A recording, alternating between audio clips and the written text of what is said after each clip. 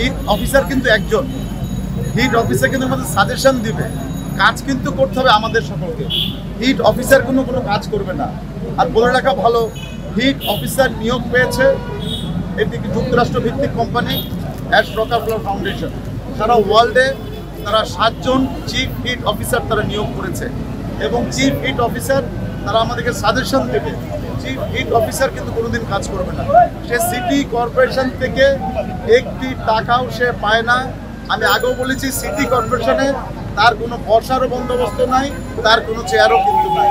এটি সম্পূর্ণ যে ইন্টারন্যাশনাল যে মাল্টিনেশনাল কোম্পানি যারা আছে তারা শুধু আমাদের বাংলাদেশে না, তারা বিশ্বের 60টি দেশে সকল মহিলা তারা নিয়োগ করেছে। চিফ হিট অফিসার আমি তাদেরকে বলেছিলাম তোমরা মহিলা কেন নিয়োগ করেছো, তারা বলেছে কারণ মহিলারা গরমের সময় অনুভবটা বেশি হয়, এই জন্যই তারা মহিলাদেরকে নিয়োগ করেছে। এই গাছগুলোকে লালন পালন করার জন্য আমি নগরবাসীকে অনুরোধ করি, আমাদের সিটি কর্পোরেশন দেখছে, তারপরে যার যার বাসার সামনে যদি গাছগুলো থাকে এটা যদি আমরা নিজেরা যদি লালন পালন করি তাহলে কিন্তু আমি অনুরোধ করবো সবাইকে যে যার যার নির্দিষ্ট এলাকা যেগুলো আছে বাসা বাড়িতে এই এডিস মশার আবার সিজন শুরু হচ্ছে, যার যার বাসা বাড়ি যেন পরিষ্কার করে ফেলি। তাহলে গাছ যদি আমরা নিজেরা দেখি, এডিস মশার জন্য পুরো বাড়িটা পরিষ্কার করে ফেলি এবং অনুরূপভাবে আমরা যদি সবাইকে পানি দিই তাহলে গাছ, পানি এবং এলাকা পরিষ্কার, তাহলে কিন্তু নগরটা কিন্তু সুন্দর হয়ে যাবে। আমি 3টা আহ্বান জানাবো যে আমাদের গাছ লাগাচ্ছি, আসুন যার যার বাড়ির সামনে যে গাছগুলো পড়বে আমি নগরবাসীকে অনুরোধ করবো আপনার গাছগুলো দেখেন। আমি সকলকে অনুরোধ করব, আমি ইতিমধ্যে যারা পানি দিচ্ছেন, জনগণকে পানি খাওয়াচ্ছেন, আমি সিটি কর্পোরেশনের পক্ষ থেকে এবং আমার ব্যক্তিগত পক্ষ থেকে সবাইকে ধন্যবাদ জানাতে চাই।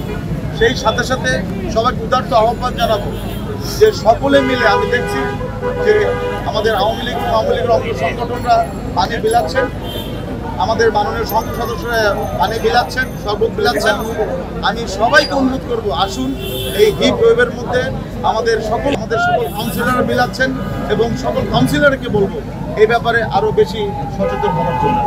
আমাদের কিন্তু আজকে যদি যে জায়গায় দাঁড়িয়ে আছে আগারগাঁও, এটি কিন্তু একসময় কিন্তু নগরায়ণ হয় নাই, কিন্তু এটাই বাস্তবতা।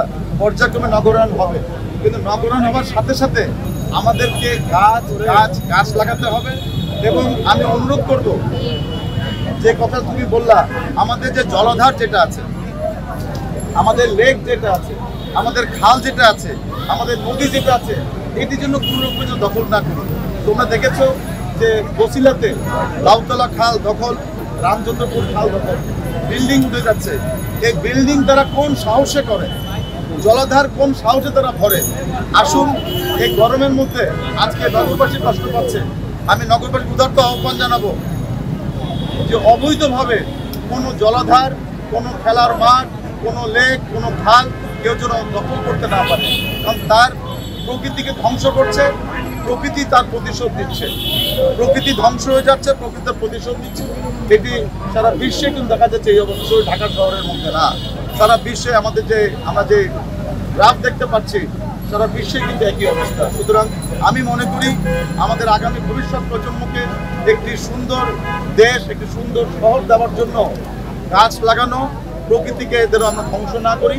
এবং আমি বিত্তবানদেরকে বলবো এবং সকলকে বলবো এগিয়ে আসুন, আমরা জন্য পানির বন্দোবস্ত।